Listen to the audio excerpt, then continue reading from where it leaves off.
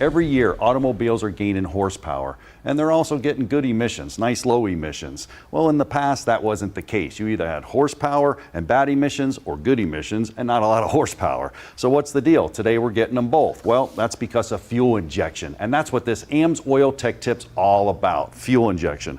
Where do we start? Well, the evolution, of course. Let's take a look at fuel injection. Well, it evolved from carburation. Carburation was on your old cars, no fuel injection whatsoever. We just dumped the fuel down there, and that's what you got. But it was nice, wet, rich mixture. That's important. Then we went to TBI, which was fuel injection. It's throttle body injection. Actually went down over the actual throttle body, washed the valves. Once again, a nice, rich mixture. Then we went up to the multi-port injection. You can see the injector right above the valve. We got a little bit leaner, we got better fuel control, but we were still washing the valve. Well, today, folks, we're down to direct injection. And Len, that's important because with direct injection comes some inherent problems. Things like super lean mixtures, high pressures in the cylinder creating a lot of heat. That's a problem.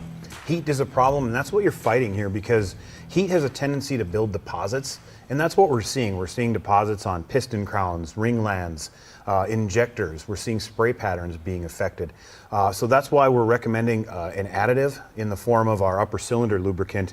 It's got a real potent detergency in it, designed to take those high heat situations that we're putting the fuel into, and we are recommending that every single tank. You want to do it often.